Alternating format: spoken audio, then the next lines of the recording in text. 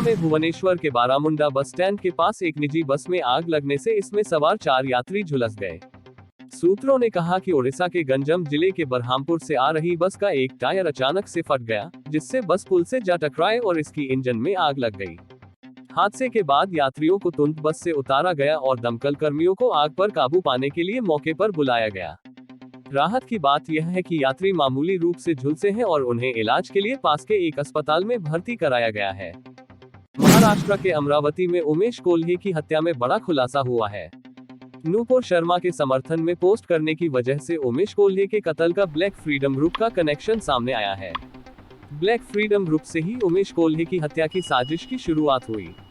उमेश कोल्हे और उनका दोस्त डॉक्टर यूसुफ दोनों व्हाट्सएप ग्रुप ब्लैक फ्रीडम से जुड़े हुए थे। उमेश कोल्हे ने नूपुर शर्मा के समर्थन में जो पोस्ट ब्लैक फ्रीडम में डाली, उसके बाद कोल्हे का पोस्ट वायरल हो गया, जो उनकी मौत की वजह बनी। ब्लैक फ्रीडम व्हाट्सएप ग्रुप से उमेश कोल्हे की हत्या की साजिश रची गई थी, जिसकी पूरी कहानी बहुत चौंकाने वाली है। उमेश कोल्हे ने 14 जून को नूपुर शर्मा के समर्थन वाली post WhatsApp group black freedom में डाली थी। कोल्हे ने प्रधानमंत्री नरेंद्र मोदी के समर्थन वाला पोस्ट 20 जून को फॉरवर्ड किया था। कैसे ये पोस्ट ब्लैक फ्रीडम ग्रुप से निकलकर बाहर आए और आरोपियों के व्हाट्सएप ग्रुप तक पहुंच गई? सवाल उठता है कि व्हाट्सएप ग्रुप ब्लैक फ्रीडम में वो कौन शख्स था जिसने उमेश कोल्हे के पोस्ट को कत्ल के आरोपियों तक वायरल किया? वो शख्स कोई और नहीं उमेश कोल्हे का दोस्त डॉक्टर यूसुफ था और दोनों की दोस्ती 15 साल पुरानी थी। डॉक्टर यूसुफ भी व्हाट्सएप ग्रुप ब्लैक फ्रीडम का सदस्य था। डॉक्टर यूसुफ और उमेश कोल्हे जिगरी दोस्त थे, लेकिन 15 साल पुरानी ये दोस्ती उस वक्त टूट गई जब उमेश कोल्हे ने नूपुर शर्मा के समर्थन में पोस्ट को फॉरवर्ड किया।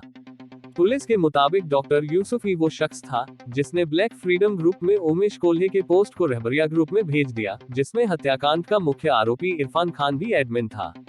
उमेश कोल्हे अमरावती शहर में मेडिकल स्टोर चलाते थे और पशुओं के इलाज की दवाई रखते थे। डॉक्टर यूनुस भी वेटनरी डॉक्टर है, इसलिए दोनों में अच्छी दोस्ती थी। एक दूसरे के घर भी आना जाना था, लेकिन इसके बावजूद डॉक्टर यूसुफ ने सालों की दोस्ती एक पोस्ट शेयर करने की वजह से तोड़ दी और दोस्ती की पीठ पर खंजर भोंक दिया। निया की जांच में और भी कई खुलासे हुए हैं। जांच में पता चला है कि हत्या के मास्टरमाइंड इरफान शेख ने दूसरे आरोपी को 10,000 रुपये और बाइक दी थी। इस मामले में 8वां आरोपी शमीम अभी फरार है। पुलिस ने अब तक 2 बाइक और 3 चाइनीज चाकू बरामद किए हैं। इरफान शेखर अमरावती में एक एनजीओ चलाता है और उसके बैंक खातों की भी जांच हो रही है। उमेश हत्याकांड में गिरफ्तार 7 आरोपियों को अमरावती डिस्ट्रिक्ट कोर्ट ने 8 जुलाई तक ट्रांजिट रिमांड में भेज दिया है। निया को सभी आरोपियों को 8 जुलाई या उससे पहले कभी भी मुंबई के विशेष निया कोर्ट में पेश करना होगा। जांच में आरोपी इरफान शेख के बारे में पता चला है कि उस पर इंदौर में रेप का मामला भी चल रहा है। अमरावती पुलिस कमिश्नर आरती सिंह ने कहा कि इन आरोपी से मिलता हुआ हमें कोई लिंक नहीं मिला। शुरुआत में यह एक ब्लाइंड केस था, हमें उस समय थ्योरी पर काम करना पड़ा। बहुत संवेदनशील केस था, इस थ्योरी के कुछ सबूत मिले तब हमने इस पर काम करना शुरू किया। देश में कोरोना की रफ्तार थमने का नाम नहीं ले रही है। रोजाना तौर पर मामले 10,000 से अधिक दर्ज हो रहे हैं। पिछले 24 घंटे में देश में कोरोना के 13,084 नए मामले दर्ज हुए, जबकि 24 लोगों की मौत हुई। स्वास्थ्य मंत्रालय के जारी आंकड़ों के मुताबिक देश में अब एक्टिव मामलों की कुल संख्या बढ़कर 1,13,866 हो गई है। वहीं पॉजिटिविटी रेट घटकर 2.90 पर आ गया है। रविवार के दर्ज आंकड़ों से तुलना करें तो कोरोना के मामलों में गिरावट दर्ज हुई है। रविवार को देश में 16,135 मामले दर्ज हुए और 24 लोगों की मौत हुई, जबकि सोमवार 13,000 पर यह संख्या आ गिरी और इस दौरान 24 लोगों की मौत दर्ज हुई। ताज़ा आंकड़ों के बाद अब देश में 1,13,864 लोग कोरोना से इस वक्त पीड़ित हैं। वहीं अब तक 4,28,79,477 लोग इस महामारी की चपेट से बाहर आ चुके हैं। कोरोना काल की शुरुआत से लेकर अब तक 5,25,223 लोगों की मौत हो चुकी है। तमिलनाडु के चेंगलपेट जिले में एक यात्री ने ओला ऐप के जरिए कैब की बुकिंग की। इस दौरान कैब ओटीपी नंबर को लेकर चालक और यात्री के बीच कहासुनी हुई। बात बढ़ने पर चालक ने यात्री की पीट कर हत्या कर दी। इसकी सूचना मिलने पर पुलिस ने मामला दर्ज कर चालक को गिरफ्तार कर लिया और घटना की जांच शुरू कर दी है। उमेंदर चेंगलपट्टू जिले के कन्नीवाकम इलाके का रहने वाला था। वह कोयम्बटूर में एक निजी सॉफ्टवेयर कंपनी में काम करता था। वह परिवार के साथ छुट्टियों का आनंद लेने के लिए अपने पैतृक घर आया था। रविवार 3 जुलाई को वह पत्नी, बच्चों और रिश्तेदारों के साथ ओएमआर रोड पर स्थित थिएटर में फिल्म देखने के लिए गया। फिल्म देखने के बाद उमेंदर ने घर लौटने के लिए ओला ऐप के जरिए कार बुक की। एक इनोवा कार आई। उमेंदर और उनके साथ आने वाले सभी लोग कार में बैठ गए। इसके बाद ओला कंपनी के कार चालक रवि ने उमेंदर से यात्रा के लिए ओटीपी नंबर प्रदान करने के लिए कहा। बताया जा रहा है कि ओटीपी नंबर देने में कुछ गड़बड़ी हुई। नतीजतन चालक रवि और उमेंदर के बीच तीखी बहस हुई। इस बीच दोनों के बीच मारपीट हुई। घटना में उमेंद्र गंभीर रूप से घायल हो गया। फिर उमेंदर को एम्बुलेंस से पास के एक निजी अस्पताल में ले जाया गया, जहां डॉक्टरों ने उमेंद्र को मृत घोषित कर दिया। सूचना मिलने के बाद केलम्बकम पुलिस मौके पर पहुंची और ओला चालक रवि को गिरफ्तार कर लिया और घटना की जांच कर रही है। केंद्र सरकार की अग्निपथ योजना के लिए 20% उम्मीदवार महिलाएं होंगी। इन महिलाओं से ही अग्निवीरों के पहले बैच का गठन होगा। उन्होंने भारतीय नौसेना के विभिन्न हिस्सों और शाखाओं में भेजा जाएगा। नौसेना के एक अधिकारी ने यह जानकारी दी कि अग्निपथ योजना की घोषणा पिछले महीने जून में की गई थी। इस योजना के माध्यम से 4 साल के लिए थल सेना, वायु सेना और नौसेना में नियुक्तियां की जाएंगी। 20% of candidates will be women to form the first batch of Agniveers for the #Agnipath recruitment scheme. They would be sent to different parts and branches of the Navy. Agnipath भर्ती योजना को लेकर लड़कियों में खासा उत्साह देखा जा रहा है। योजना की शुरुआत होने के बाद से अब तक लड़कियों के 10,000 से अधिक आवेदन आ चुके हैं। खास बात यह है कि नौसेना में पहली बार नौसैनिक के रूप में महिलाओं की भर्ती होने जा रही है। इन महिला नौसैनिकों को युद्धपोतों पर भी तैनात किया जाएगा। नौसेना 15 जुलाई से लेकर 30 जुलाई तक भर्ती प्रक्रिया के लिए आवेदनों पर ऑनलाइन प्रक्रिया शुरू करेगी। इस साल नौसेना में करीब 3,000 महिला नौसैनिकों की भर्ती होगी। हालांकि महिला अग्निवीरों की संख्या कितनी होगी, अभी इस बारे में अंतिम रूप से कुछ नहीं कहा गया है। श्रीलंका और ऑस्ट्रेलिया के बीच दूसरा टेस्ट मैच शुक्रवार से गॉल में खेला जाना है, लेकिन उससे पहले मेजबान टीम पर कोरोना का हमला हुआ है। टीम के 23 साल के युवा spinner Praveen Jayawickrama corona positive पाए गए हैं, लिहाजा उन्हें दूसरे टेस्ट से बाहर कर दिया गया है।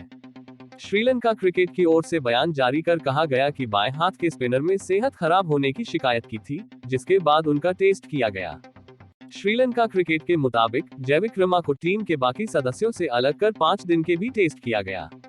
हालांकि अच्छी बात यह रही कि बाकी सभी का टेस्ट नेगेटिव आया है, यानी ऑस्ट्रेलिया के खिलाफ दूसरा टेस्ट अपने तय समय पर ही होगा। कर्नाटक के हुबली में दिल दहलाने वाला मामला सामने आया है, जहां शिष्य के भेष में आए 2 शैतानों ने पहले पैर छुए और फिर चाकू से ताबड़तोड़ वार कर प्रसिद्ध ज्योतिषाचार्य चंद्रशेखर की हत्या कर दी। शिष्य के भेष में आए 2 शैतानों ने चाकू से ताबड़तोड़ वार कर प्रसिद्ध ज्योतिषाचार्य चंद्रशेखर की हत्या कर दी। हमलावरों ने ज्योतिषाचार्य पर उस वक्त हमला किया जब वह हुबली के प्रेसिडेंट होटल में आगंतुकों से मिलने के लिए होटल की लॉबी में आए। बताया जा रहा है कि चंद्रशेखर गुरुजी मूल रूप से बागलकोट के रहने वाले थे और किसी पारिवारिक सिलसिले में हुबली आए थे। आतंकवादियों से नाता है, यह रिश्ता क्या कहलाता है, इसी लाइन पर कांग्रेस पार्टी के नेता पवन खेड़ा ने केंद्र सरकार एवं भाजपा पर हमला बोला है। उन्होंने मंगलवार को एक नहीं बल्कि कई ऐसे मामले मीडिया के समक्ष रखे जिनमें आतंकी और देश की एक बड़ी राजनीतिक पार्टी के बीच संबंध दिखाया गया है। पवन खेड़ा ने कहा, पिछले एक सप्ताह में 2 बड़ी घटनाओं ने भाजपा के चाल, चरित्र और चेहरे को बेनकाब कर दिया है। पहले उदयपुर हत्याकांड में शामिल एक आरोपी भाजपा का कार्यकर्ता निकला। उसके बाद जम्मू कश्मीर में पकड़े गए लश्कर-ए-तैयबा के 2 आतंकवादियों में से एक, तालिब हुसैन शाह, भाजपा का पदाधिकारी निकला। बतौर पवन खेड़ा, देश के गृह मंत्री के साथ तालिब हुसैन की तस्वीर है। इसे उस अवस्था में पकड़ा गया है जब वह पवित्र अमरनाथ यात्रा पर हमले की योजना बना रहा था। पवन खेड़ा ने एक प्रेस वार्ता में कहा, सोचिए, राष्ट्रवाद की बात करने वालों के लिए क्या ये शर्म की बात नहीं है? ये कोई पहला या दूसरा मौका नहीं है जब भाजपा के नेता या कार्यकर्ता आतंकी गतिविधियों में लिप्त पाए गए हैं। ऐसी कई घटनाएं हैं। करीब 2 साल पहले जम्मू कश्मीर में एक ऐसा ही मामला सामने आया था, जब आतंकियों को हथियार मुहैया कराने के आरोप में भाजपा के पूर्व नेता एवं सरपंच तारिक अहमद मीर को गिरफ्तार किया गया था। अहमद पर हिजबुल कमांडर नवेद बाबू को हथियार देने का आरोप था, जो आतंकियों की मदद करने वाले डीएसपी दविंदर सिंह के साथ गिरफ्तार हुआ था। एनआईए ने साफ तौर पर कहा भी था, तारिक अहमद मीर दविंदर सिंह का सहयोगी है। यदि दविंदर सिंह के मामले की ढंग से जांच होती तो दूध का दूध और पानी का पानी हो जाता, लेकिन जांच बीच में ही रोक दी गई। कांग्रेस नेता के मुताबिक साल 2017 में मध्य प्रदेश में एटीएस की टीम ने अवैध टेलीफोन एक्सचेंज का पर्दाफाश किया था। आईएसआई के 11 संदिग्धों को गिरफ्तार किया गया था। इनमें एक भाजपा आईटी सेल का सदस्य ध्रुव सक्सेना भी शामिल था। राज्य के मुख्यमंत्री शिवराज सिंह चौहान के साथ उसकी तस्वीर भी वायरल हुई थी। इसके 2 साल बाद मध्य प्रदेश में बजरंग दल के एक नेता बलराम सिंह की गिरफ्तारी टेरर फंडिंग के आरोप में हुई थी। वर्ष 2017 में एनआईए की विशेष अदालत ने आतंकियों को आर्थिक मदद देने के आरोप में असम के भाजपा नेता निरंजन भोजाई को उम्र कैद की सजा सुनाई थी। इन्हें 1000 करोड़ के वित्तीय घोटाले एवं टेरर फंडिंग मामले में दोषी पाया गया था। इनकी फंडिंग से मिले पैसों से आतंकवादी हथियार आदि खरीदते थे, जिसका इस्तेमाल देश की सेवा में लगे हमारे सुरक्षा बलों के खिलाफ होता था। इतना ही नहीं, भाजपा सत्ता के लिए अपराध सिद्ध आतंकवादी को भी टिकट देने से भी नहीं चूकती। भाजपा ने मसूद अजहर के शागिर्द मोहम्मद फारूक खान को स्थानीय चुनाव में श्रीनगर के वार्ड नंबर 33 से टिकट दिया था। मोहम्मद फारूक जम्मू कश्मीर लिबरेशन फ्रंट एवं हरकत उल मुजाहिदीन का सदस्य रह चुका है। पवन खेड़ा ने कहा, हम मीडिया के माध्यम से देश के लोगों से अपील करते हैं कि आप भाजपा के खोखले राष्ट्रवाद को पहचानिए। राष्ट्रवाद की आड़ में यह दल देश को खोखला करने का घिनौना काम कर रहा है। नूपुर शर्मा भी और रियाज अटारी का संबंध भी भाजपा से है। तालिब हुसैन भी भाजपा से संबंधित है। अगर वीडियो अच्छा लगे तो लाइक और शेयर कीजिए। लगातार न्यूज अपडेट्स पाने के लिए हमारे चैनल को सब्सक्राइब कीजिए। जय हिंद।